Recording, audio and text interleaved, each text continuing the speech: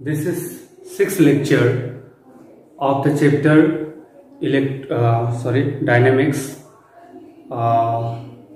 Already we have discussed theoretical concept of Newton's first law and second law. Lots of numerical problem has been solved. So today I am going to start Newton's third law. And एक चीज important है कि मैं बार बार इस बारे में बोल रहा हूँ कि ट्राई टू लर्न, आप सीखो एक्चुअली क्या बोल रहे हैं। जैसे न्यूटन सेकंड लॉ अगर लिखना आता है तो कोई भी लिख देगा, कोई भी याद करके लिख देगा। F = ma प्रूफ करने अगर आ जाता है तो आप उसको प्रैक्टिस करके आराम से प्रूफ कर सकते हो, है ना। लेकिन इसका मतलब ये नहीं है कि आप न्यूटन लॉ का रियली आप न्यूटन सेकेंड लॉ का कॉन्सेप्ट पूरा क्लियर है, ठीक है। तो प्रैक्टिकली न्यूटन लॉ का क्या होता है कि जैसे कोई किसी बॉडी का ऊपर अगर नेट फोर्स है तो उस बॉडी का क्या होगा, एक्सेलरेशन होगा। तो एक्सेलरेशन निकालने आना चाहिए। तो यहाँ पे भी एक इम्पॉर्टेंट रोल प्ले करता है ग्रेविटेशनल फोर्स ने, क्योंकि अर्थ सरफेस पे जो भी बॉडी मूव कर रहा है तो उसका ऊपर एक ग्रेविटी भी इम्पोर्टेंट रोल प्ले कर रहा है। जैसे बॉडी ऊपर से अगर नीचे आ रहा है तो वहाँ पे ग्रेविटेशनल फोर्स पॉजिटिव डायरेक्शन में एक्ट हो रहा है। अगर बॉडी अगर नीचे से ऊपर जा रहा है तो उसका ऊपर ग्रेविटेशन में क्या हो रहा है, एक नेगेटिव डायरेक्शन में एक्ट कर रहा है। वह हॉरिजॉन्टल मूवमेंट हो रहा है तो आपका normal reaction and gravitational force का वजह से जो वेट है वो क्या होता है, बैलेंस्ड होता है। तो आपको समझना है यहाँ पे ग्रेविटेशनल फोर्स तो हमेशा है, कभी बैलेंस्ड होगा कभी अनबैलेंस्ड होगा। तो ग्रेविटेशनल फोर्स का वजह से भी एक्सेलरेशन हो सकता है यहाँ पे, जो एक्सेलरेशन ड्यू टू ग्रेविटी। तो पूरा दिमाग को एकदम क्लियर रख के आपको पूरा एक एक चीज समझना है एग्जैक्टली हो क्या रहा है। ओके, सो न्यूटन थर्ड लॉ में हम लोग को मेनली जानना है, हाँ देखो जो आपका स्टेटमेंट है वो तो बहुत सिंपल है कि every action has a opposite and equal reaction. लेकिन इसका एनालिसिस प्रैक्टिकली इसका एप्लीकेशंस क्या है उसका समझना बहुत जरूरी है। Okay, so let's start. So Newton third law, the theoretical definition is every action has equal and opposite reaction. Every action has equal and opposite reaction. And action and reaction हमेशा pair में होता है, हाँ pair में होता है। मतलब action होगा तो रिएक्शन होगा ही। This is basic principle. And action reaction acts on different bodies. ठीक है, ये भी कभी क्वेश्चन पूछता है कि एक्शन रिएक्शन सेम बॉडी में हो सकते हैं? नहीं, एक्शन रिएक्शन हमेशा दो बॉडी होना पड़ेगा, डिफरेंट बॉडीज में होगा। Action reaction pair are same nature, मतलब एक्शन और रिएक्शन सेम नेचर का होगा, सेम नेचर, ठीक है। सेम नेचर मतलब जैसे एक्शन अगर इलेक्ट्रिकल फोर्स है तो रिएक्शन भी क्या होगा, इलेक्ट्रिकल फोर्स से होगा, ठीक है। Just I am giving example. So force always exist in pair, ये बात तो ऑलरेडी बता दिया, एग्जिस्ट पेयर में होगा, मतलब एक्शन होगा तो रिएक्शन होगा। Number fourth is action time and reaction time is same. Action time और रिएक्शन टाइम क्या है, सेम है, same. This also important point, जितना टाइम के लिए एक्शन होगा उतना टाइम के लिए क्या होगा, रिएक्शन होगा। अभी देखो एक बॉडी को मैंने इसका ऊपर रखा है, इसका ऊपर रख दिया, तो ये बॉडी का ऊपर एक फोर्स होगा, ये फोर्स है, ये फोर्स क्या है, ग्रेविटेशनल फोर्स। ये जो ग्रेविटेशनल फोर्स कौन दे रहे हैं, अर्थ में दे रहे हैं, अर्थ। तो ये बॉडी नीचे जाने की कोशिश कर रहे हैं तो एक सरफेस मिल गया, कांटेक्ट मिल गया, कांटेक्ट मिल गया तो बॉडी ने एक इसको फोर्स देगा। तो वो जो फोर्स दे रहा है वो भी तो mg होगा, ठीक है, mg होगा। तो इस बॉडी ने सरफेस को क्या दिया, mg फोर्स दिया है। तो इस सरफेस ने भी ऊपर की तरफ क्या देगा, रिएक्शन फोर्स। यहाँ पे एक्चुअली तीन फोर्स है। एक हो गया आपका gravitational force on this body due to earth. Second हो गया आपका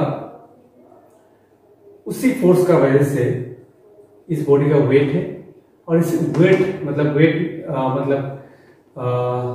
हाँ उसी फोर्स का वजह से ये बॉडी ने भी इस सरफेस को फोर्स दे रहा है mg, और ये mg हो गया आपका एक्शन,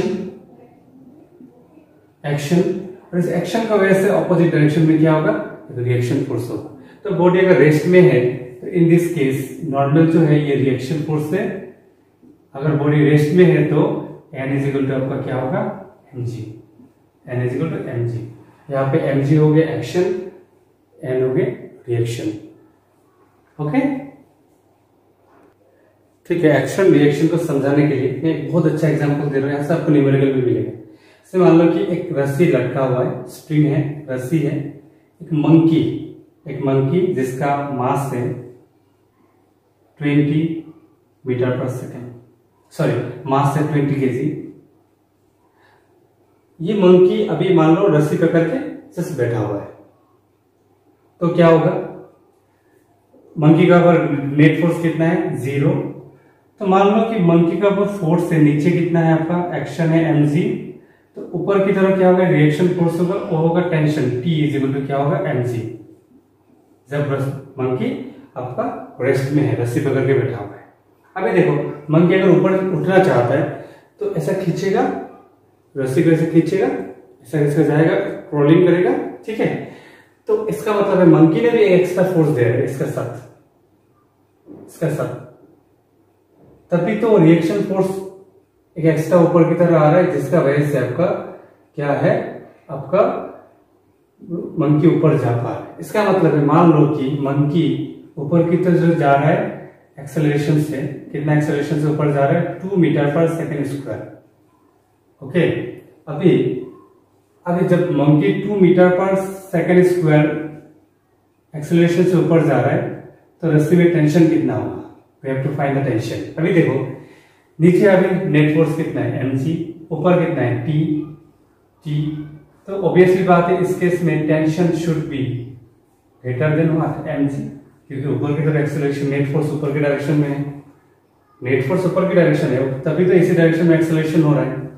तो हम लोग यहाँ पे लिख सकते हैं t minus mg is equal to क्या होगा, acceleration mass into acceleration, net force is equal to, ये नेट फोर्स हो गया, net force on the monkey is equal to mass into acceleration. So t is equal to हम लोग क्या लिख सकते हैं mg plus ma। So m common ले लो तो क्या होगा g प्लस a, तो m कितना है 20, g 10 है प्लस 2, सो कितना होगा 20 into 12, it will be almost 240 Newton. So Newton third law से ना आपका इस टाइप का आपको क्वेश्चन मिलेगा कि इतना एक्सेलरेशन से मंकी के ऊपर जा रहा है तो रस्सी में टेंशन फोर्स कितना होगा, so will get numerical from here. So एक इंपॉर्टेंट न्यूमेरिकल दे रहा हूँ। एक रस्सी है, स्ट्रिंग है, उसका ब्रेकिंग टेंशन है 1000 न्यूटन, मतलब 1000 न्यूटन तक वो सस्टेन कर सकता है। टेंशन 1000 न्यूटन से ज्यादा होगा तो रस्सी ब्रेक हो जाएगा। और एक मंकी ऊपर जा रहा है, ऊपर उठ रहा है 80 kg मास से, तो कितना एक्सेलरेशन से ऊपर जाएगा, ठीक है, कितना एक्सेलरेशन से ऊपर जाएगा, जो कि मैक्सिमम कितना एक्सेलरेशन से ऊपर जा सकता है जो कि मंकी सेफली रस्सी को पार हो जाएगा, मतलब रस्सी नहीं टूटेगा। इसका मतलब है टेंशन 100 न्यूटन तक होगा तो सेफली पार हो जाएगा, उससे ज्यादा होगा तो क्या होगा, ब्रेक हो जाएगा। तो टेंशन दिया हुआ है, मैक्सिमम टेंशन इसमें रस्सी सस्टेन कर सकते हैं 1000 न्यूटन।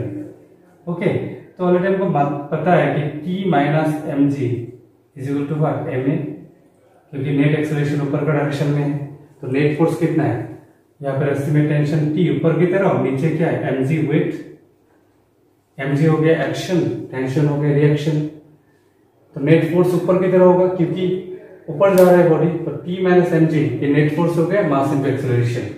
सो T कितना 1000, T is 1000 minus mg, m 80 into g means 10 is equal to 80 into acceleration हम लोग निकालना है। So 1000 minus 800 is equal to 80a। So 80a is equal to what 200. So a is equal to कितना होगा 200 divided by 80, 0 0 cancel, it means it will be almost 2.5 metre पर second square. हमेशा याद रखना जो भी कोई भी बॉडी अगर ऊपर जा रहा है ना, ठीक है, तो नेट फोर्स का डायरेक्शन ऊपर की तरफ होगा। तो नीचे तो mg लगा हुआ है, mg हमेशा लगेगा क्योंकि आर्ट्स ने दे रहे हैं उसको, mg फिक्स्ड है नीचे की डायरेक्शन में, और ऊपर कितना फोर्स है, एक्सटर्नल फोर्स, ठीक है, उसका वजह से आपका जनरली एक्सेलरेशन हो रहा है। लेकिन ऊपर का फोर्स है आपका, नीचे का फोर्स को आपको क्या करना पड़ेगा, हमेशा माइनस करना पड़ेगा, एंड दैट इज एक्चुअली आपका net resultant force. Resultant force का वजह से क्या हो रहा है, आपका एक्सेलरेशन हो रहा है। तो न्यूटन थर्ड लॉ का बहुत ज्यादा आपका कंटेंट मिलेगा इसमें। कंजर्वेशन ऑफ मोमेंटम प्रिंसिपल भी पढ़ना है हम, and one important thing is that मान लेते हैं कि आपका जैसे कोई भी मशीन वगैरह है, लिफ्ट हो गया, हम लोग वेट मेजर करते हैं जो मशीन है, उसका भी प्रिंसिपल वगैरह एक्सप्लेन करने के लिए न्यूटन थर्ड का एप्लीकेशन होगा। तो नेक्स्ट वीडियो में हम लोग वेटिंग मशीन, जो वेट करने वाला मशीन एंड मूविंग लिफ्ट के बारे में पढ़ेंगे। Then will discuss about conservation of momentum principle. Okay.